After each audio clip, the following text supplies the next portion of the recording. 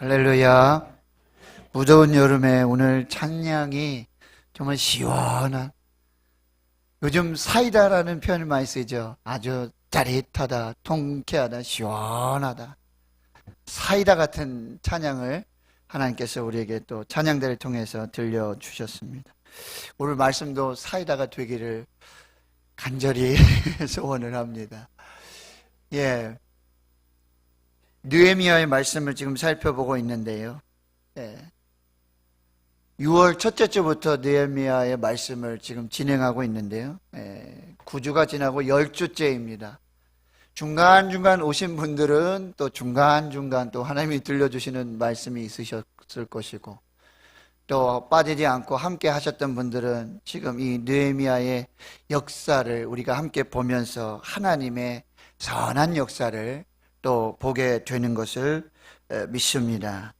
우리는 부흥을 꿈꿉니다. 부흥에 목말라 합니다. 오늘 2500년 전에 예루살렘 수문 앞 광장에서 있었던 말씀을 통한 놀라운 부흥의 현장을 우리는 이제 좀 더 살펴보면서 은혜를 받게 될 것입니다. 부흥의 모델이라고도 할 수 있는 것이죠. 영국의 웨일즈 지방의 부흥이 있었고요. 미국의 영적 대각성 운동, 그리고 우리 대한민국에도 1907년 평양 대부흥의 역사가 있었습니다. 그렇다면 이 부흥은 그냥 역사 속의 이야기로만 그냥 지나가는 이야기일까? 아니면 오늘날 우리 시대에도, 우리 교회에도, 나에게도 이 부흥의 역사는 재현될 수 있을까? 도대체 부흥이란 무엇인가? 하나님이 원하시는 부흥이 무엇인가? 부흥의 시작은 무엇이고, 부흥의 과정은 어떠한 것이고, 부흥의 마침은, 부흥의 열매는 무엇인가? 하는 것들을 우리가 질문해 볼 수 있습니다. 근데 오늘 이 말씀들을 통해서 이 질문들의 답을 찾고 진정한 부흥의 역사를 우리가 소망하며 또 기대하며 또 부흥의 주역으로 하나님 앞에 설 수 있는 귀한 역사가 있기를 축원합니다. 첫째, 부흥의 시작은 하나님의 말씀에 대한 목마름과 갈급함, 사모함으로 시작되고 있다라고 하는 거예요.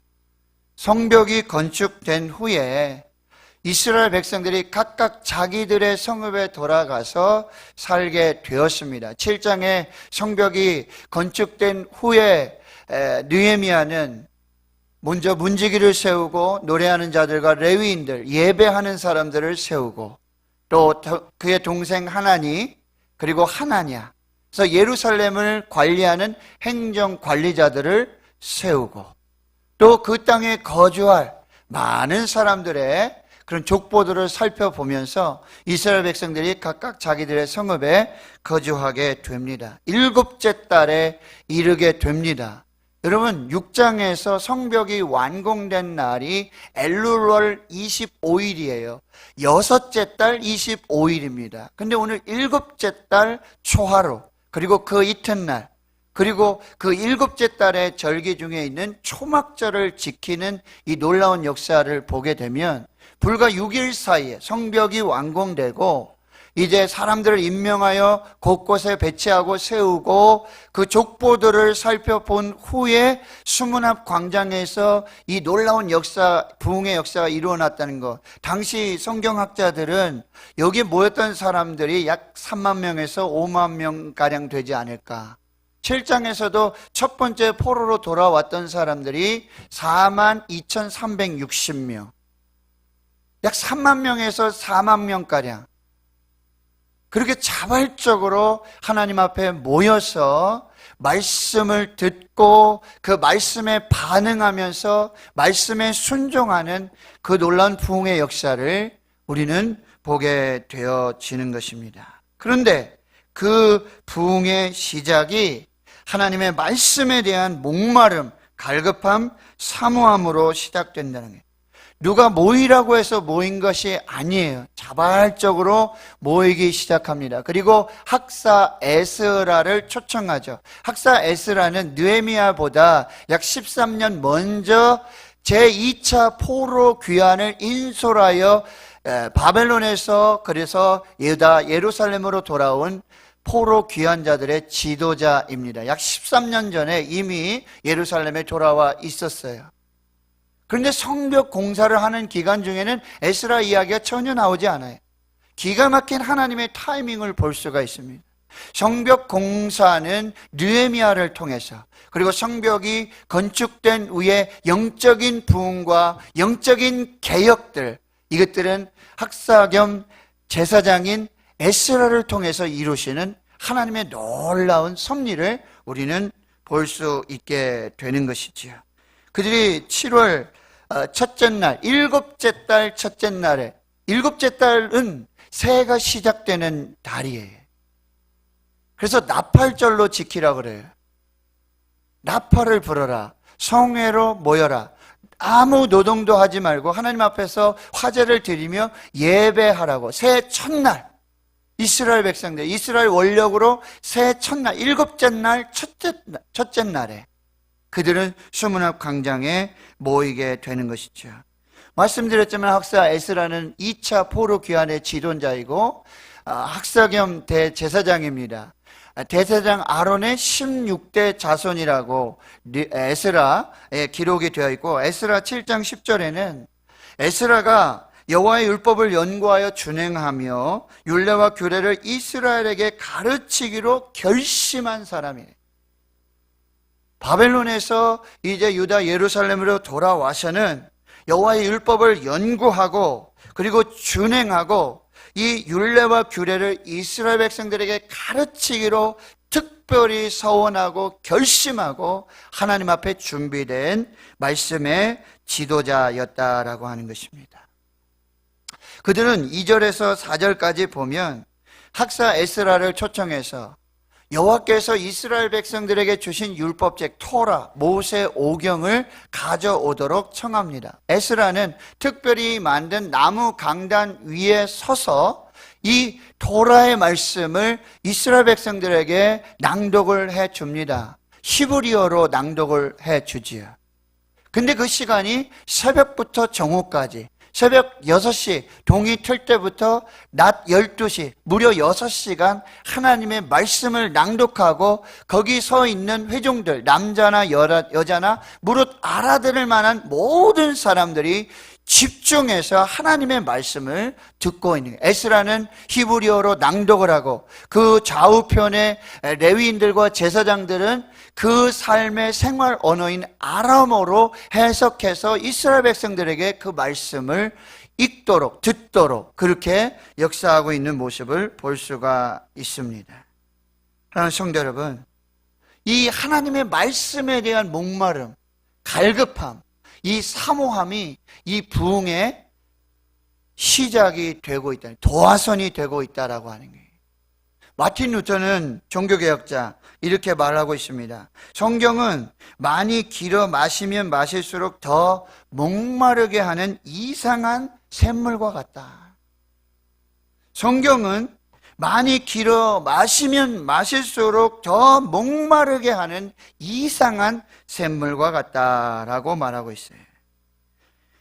미국의 16대 대통령인 아브라함 링컨은 늘 이렇게 말했다고 합니다. 성경을 늘 펴고 있으라. Let the Bible always stretched. 성경을 늘 펼쳐놓고 있으라. 그러면 그대가 천국으로 가는 길도 항상 펼쳐질 것이다. 성경을 늘 펼쳐놓고 성경을 읽고 성경을 듣고 성경을 묵상하고 성경대로 살아라. 그러면 여러분의 인생 중에서 천국으로 가는 그 길이 늘 펼쳐져 있을 것이다 라고 말했다고 하는 것이지요. 독서 100편 의자연이라. 독서를 100편 하면, 책을 100번 읽으면 뜻이 저절로 드러난다는 얘기예요. 시편 119편을 보면 이 하나님의 말씀, 율법에 대한 이야기들이 계속해서 나타나고 있는데요. 130절에 이렇게 말해요. 주의 말씀을 열면 빛이 비치어 우둔한 사람들을 깨닫게 하나이다. 저는 이 말씀을 너무나 좋아합니다. 주의 말씀을 열면 빛이 비추어서 성령의 빛이 조명이 돼서 우둔한 사람들을 깨닫게 하나이다. 131절에는요. 내가 주의 계명들을 사모함으로 내가 입을 열고 헐떡였나이다. 목마른 사슴이 시냇물을 찾기에 갈급함 같이 하나님의 말씀, 계명들을 사모해서 입을 열고 헐떡였다라고 말씀하고 있습니다. 47절과 148절에 이렇게 말씀해. 내가 날이 밝기 전에 부르짖으며 주의 말씀을 바라싸우며 주의 말씀을 조용히 읊조리려고 내가 새벽녘에 눈을 떴나이다. 내가 날이 밝기 전에 일어나서 부르짖고 주의 말씀을 바라고 그리고 그 말씀을 조용히 읊조리려고 내가 새벽녘에 눈을 떴다. 말씀에 대한 갈급함, 사모함, 목마름이 그에게 있었다라고 하는 것입니다. 우리하고는 너무 대조가 되고 있지 않습니까? 하나님의 말씀을 우리가 얼마나 사모하고 있는가? 하나님의 말씀을 듣는 시간을 우리가 얼마나 기다리고 사모하고 있는가? 내가 집에서 여러분 후탁 이렇게 얘기한답니다. 후탁. 주일날 교회 와야 되는데 성경 들고 가야 되는데 성경을 일주일 동안 꼽아놨잖아요. 그렇죠? 먼지가 쌓였어요. 그래서 탁 치고 성경 들고 온다는 소리예요. 한 번도 안 열어보고. 어떤 목사님이 신방을 했는데 갑작스럽게 이제 목사님이 오시니까 집사님이 계시다가 근데 이 집사님을 너무 사랑하는 마음으로 집사님 집에서 보시던 성경 가져오십시오. 그럼 제가 말씀을 한 절 나누고 기도하겠습니다. 그랬더니 이 부인 집사님이 남편 출근하고 애들하고 있는데 애기 보고 어린 아기 보고 야 엄마가 잘 보는 책 있지? 늘 보는 책 있지? 가져와봐. 그랬더니 목사님한테 가져온 것이 뭐 썬데이 서울.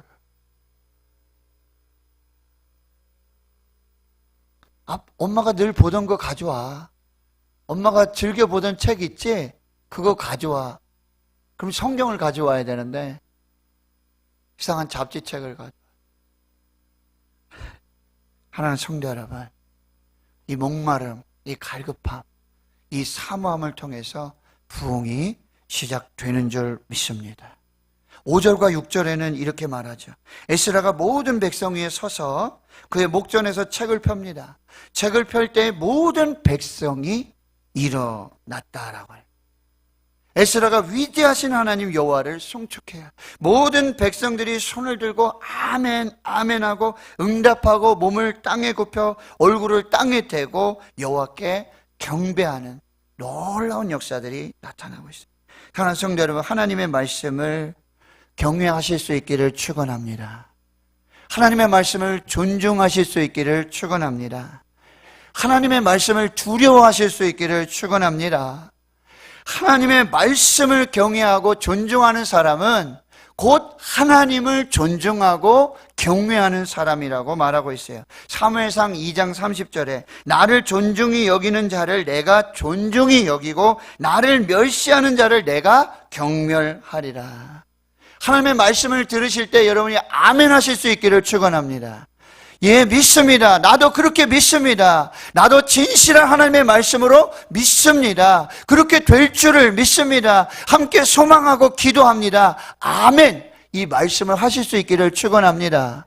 여러분, 이 아멘의 음성이 열려질 수 있기를 축원합니다. 여러분, 고린도후서 1장 20절에 이렇게 말해요. 하나님의 약속은 얼마든지 그리스도 안에서 예가 되니 하나님의 약속은 얼마든지 그리스도 안에서 예가 된다. 아멘이 된다. 그대로 이루어진다. 그런즉 그로 말미암아 우리가 아멘하여 하나님께 영광을 돌리게 되느니라. 하나님의 말씀이 쏟아질 때, 하나님의 말씀이 선포될 때, 하나님의 말씀이 들려질 때, 하나님의 말씀이 내 심령에 심겨질 때 아멘 하면 그것은 그리스도 안에서 예스가 되는 거예요. 그리고 하나님께 영광이 된다라고 하는 것입니다. 목사님 좋으라고 아멘하는 게 아니에요. 목사님 힘내라고 아멘하는 게 아니에요. 내가 아멘, 예, 그 말씀을 믿습니다. 진실한 하나님의 말씀을 믿습니다. 동의합니다. 공감합니다. 그렇게 되기를 소망합니다. 아멘 할 때 그 말씀이 그리스도 예수 안에서 여러분들에게 예스, 응답이 된다라는 말씀이에요. 하나님께 영광이 된다라는 말씀. 아멘에 이 입이 열려질 수 있기를 축원합니다. 둘째로요, 이 말씀에는 하나님의 역사가 나타나는 거예요. 오늘 7절에서 12절까지 이제 에스라가 하나님의 말씀을 히브리어로 낭독을 하니까 그 좌우에 있던 레위인들과 제사장들이 그것을 아람어로 해석해서 백성들이 깨닫게 해 줍니다. 여기서 깨닫다라는 말은 영어로 understand, 이해하다. 그런데 그 앞에 해석하다라는 말은 히브리어로 어떠한 것을 분명하게 드러내준다. 그것을 어떤 것과 분리시켜 의미를 분명하게 드러나게 한다라는 뜻이 있습니다. 그러니까 성경의 원래 의미, 히브리어로 지금 에스라가 선포하고 있는 이 말씀을 아람어로 풀어주면서 이 백성들이 이해할 수 있도록, 깨달을 수 있도록 쉽게 풀어주었다라는 말씀입니다. 그런데 그 말씀을 듣고는 9절에 보니까 백성이 율법의 말씀을 듣고 다 울게 되었다라고 말씀하고 있습니다. 이것이 말씀의 역사예요. 여러분, 하나님의 말씀을 듣고 그것이 깨달아졌을 때 울었던 적이 언제이십니까? 하나님의 말씀을 듣고 그것을 성령께서 조명해 주시고 깨닫게 해 주셨을 때 그동안 알지 못했던, 깨닫지 못했던, 이해하지 못했던 하나님의 말씀이 심령과 골수를 찔러 쪼개는 살아있고 운동력 있는 하나님의 말씀이 심령과 골수를 찔러 쪼개 내 마음에 들어올 때 통곡하며 하나님 앞에 회개하고 그 말씀에 순종하기를 결단했던 그 시간이 언제냐고요. 이게 하나님의 말씀의 능력이라는 거예요. 하나님의 말씀이 들어가게 되면, 하나님의 말씀을 깨닫게 되면 실로 아름다운 하나님의 역사가 나타나게 되는 것입니다. 하나님 성도 여러분, 하나님의 말씀을 깨달을 수 있기를 축원합니다. 하나님 이 말씀을 깨닫게 해 주시옵소서. 하나님 이 말씀이 제게 들려지게 해 주시옵소서. 하나님 이 말씀이 이해될 수 있도록 하나님 역사하여 주시옵소서. 그때 성령께서 역사하시는 거예요. 성령께서 감동해 주셔서 깨닫게 해 주시는 거예요. 제가 한번 말씀드렸죠. 제가 우리 어르신들, 이렇게 나이 드시고 연로하신 분들, 제가 히브리어를 쓰기도 하고 제가 영어를 쓰기도 하고 때로는 좀 어려운 말을 쓰면서 걱정이 될 때가 있어요. 이 어르신들이 이게 다 이해하실 수 있을까? 어르신들이 깨달을 수 있을까라고 생각하는 적이 있어요. 그런데 그럴 때 오히려 있잖아요. 말씀 마치고 성도님들과 교제할 때 오히려 그때 하나님께서 더 깨닫게 해주셨다고. 오히려 젊은 청년들보다도 더 분명하게 그 말씀의 의미를 깨닫는 거예요. 내가 척하면 딱 알아들으시고 딱 하면 척 알아들으시고, 이게 얼마나 기가 막힌 하나님의 역사인지를 몰라요. 저는 두려움 속에 이게 다 이해하실 수 있을까? 깨달을 수 있을까? 라고 그렇게 말씀을 전하지만 성령께서는 성령의 놀라운 감동과 역사로 깨닫게 해주시고 이해하게 하셔서 결단하게 하시고 은혜 받게 해주시고 하나님의 말씀에 순종하게 해주신다라는 말씀이에요. 백성이 울고 있어요. 그때 느헤미야와 제사장, 에스라, 모든 레위인들이 이렇게 말하죠. 오늘은 너희 하나님 여호와의 성일이다. 슬퍼하지 말라, 울지 말라. 너희가 가서 단 것을 마시고 준비하지 못한 자에게는 나누어 주라. 오늘은 주의 성일이니 근심하지 말라. 여호와를 인하여 기뻐하는 것이 너희의 힘이니라. 백성들이 가서 먹고 마시고 나누어 주고 크게 즐거워하며 그 모든 것들을 행하는 거예요. 왜? 그들이 그 읽어 들려준 모든 말을 밝히 깨닫게 되었다라고 하는 것입니다. 하나님의 말씀을 듣고 읽고 깨달으면 우리의 죽었던 영혼이 다시 살아나게 될 줄을 믿습니다. 하나님의 말씀을 깨닫고 흘리는 눈물은요, 그것이 영혼의 기쁨이 되고 축복이 되는 줄을 믿습니다. 하나님 성도 여러분, 율법은요 너무 어려운 게 아니에요. 율법은 회개하라, 율법은 뭐 조용하라, 잠잠하라, 율법은 뭐 침묵해라, 율법은 좀 고상하게 금식하고 고상하게 기도하고, 그것이 율법의 핵심이 아니에요. 율법의 핵심은요 기쁨이에요. 이게 복음의 핵심이에요. 복음, 굿뉴스, 기쁜 소식. 이 복음의 핵심은 기쁨이 된다라고 해요. 하나님의 말씀의 핵심은 기쁨이라는 게, 거기서 오는 희락과 거기서 오는 기쁨과 거기서 오는 나눔으로 놀랍고 놀라운 하나님의 나라가 세워지게 된다라고 하는 것입니다. 여호와를 기뻐하라. 내 마음의 소원을 이루어 주시리라. 하나님의 말씀을 기뻐하십시오. 하나님의 말씀을 기쁨으로 반응하십시오. 내 마음의 소원을 이루어 주시리라. 마지막으로요, 모든 부흥의 완성은, 이 부흥의 열매는 말씀으로부터 시작돼서 말씀으로 끝난다라고 하는, 말씀에 순종하는 삶의 변화를 통해서 나타나게 돼요. 이례적이 아니에요. 지속적으로 계속되는 하나님의 역사로 그 열매가 나타나게 된다라고 하는 것입니다. 오늘 13절에서 이렇게 말씀하죠. 그 이튿날에도, 첫째 날에 모였어요. 그 이튿날에도 뭇 백성의 족장들과 제사장들과 레위 사람들이 율법을 밝히 알고자, 율법에 기록된 바를 알고자, 여호와께서 모세를 통하여 명령하신 말씀을 깨닫고자 다시 에스라에게로 나오고 있어요. 근데 깨닫게 된 것이 뭐예요? 일곱째 달 절기에 초막에서 거하라, 초막을 짓고 살아라, 그 말씀에 순종하게 되니, 백성들이 나가서 감람나무, 들감람나무, 화석류나무, 종려나무, 기타 무성한 가지 있는 나무를 가져와서 지붕의 뜰 안에, 하나님의 전뜰의 숨은 광장에, 에므라임 문 광장에 초막을 짓고요, 모든 이스라엘 백성들이 초막 안에 거하면서 일주일을 지나게 돼. 여호수아 이래로부터 이렇게 하나님의 말씀에 순종하여 지킨 역사가 없었어요. 백성들이 기뻐해요. 초막에 살면서, 불편하게 살면서.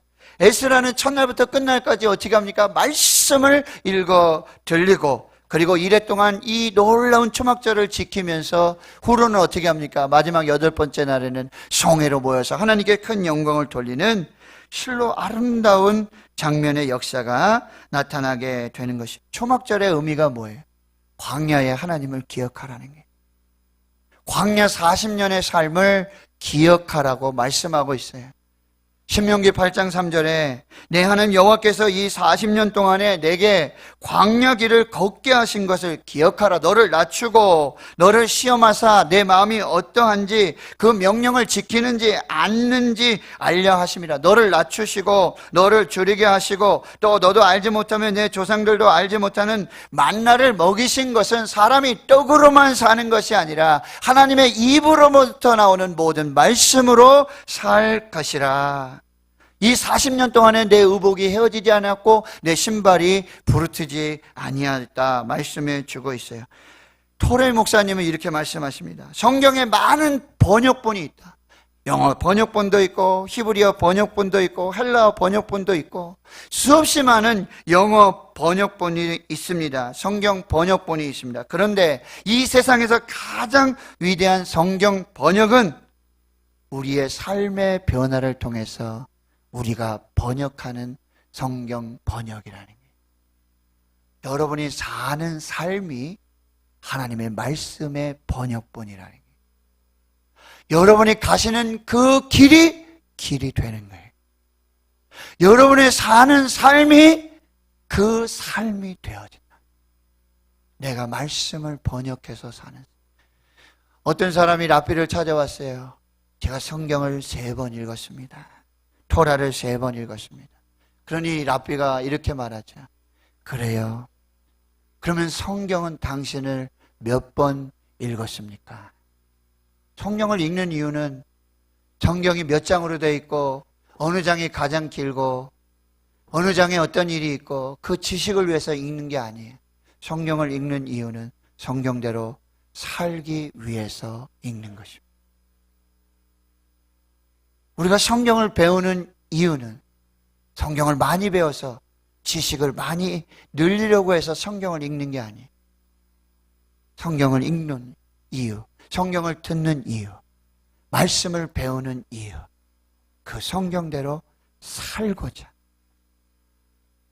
기억하십시오. 내가 가는 길이 됩니다. 내가 사는 삶이 됩니다. 예수 믿는다고, 말씀을 믿는다고 그렇게 살면, 저렇게 살면 말씀이 그렇게밖에 안 되는 거예요. 그러나 하나님의 말씀에 순종해서 그 말씀을 따라 살면 그 말씀이 길이 되고, 여러분의 삶을 통해서 말씀이 드러나고 말씀이 살아나고 말씀이 생명이 되는 귀한 역사가 있게 되는 줄 믿습니다. 하나님 성도 여러분, 이 말씀의 부흥을 꼭 기억하시고 사모함들을 가지시고 하나님의 말씀을 이제 먹으십시오. 예수님이 내 살을 먹고 내 피를 마시는 자는 내가 그 안에 거하고 그가 내 안에 거하고, 내 살을 먹는 자마다 내 피를 마시는 자마다 이제 살리라. 영원히 살리라. 이 하나님의 말씀으로 여러분의 영혼이 살고 영생의 복이 이루어지는 귀한 역사가 있기를 주의 이름으로 축원합니다. 기도합니다. 하나님, 오늘 수문 앞 광장에서의 놀라운 말씀 부흥의 역사를 봅니다. 하나님, 우리 교회에도 우리 성도들에게도 주여 이 말씀의 사모함, 갈급함을 주시옵소서. 말씀의 역사를 허락해 주시옵소서. 말씀의 부흥을 주시옵소서. 수년 내에 부흥케 하여 주시옵소서. 감사드리옵고 예수님의 이름으로 기도하옵나이다. 아멘.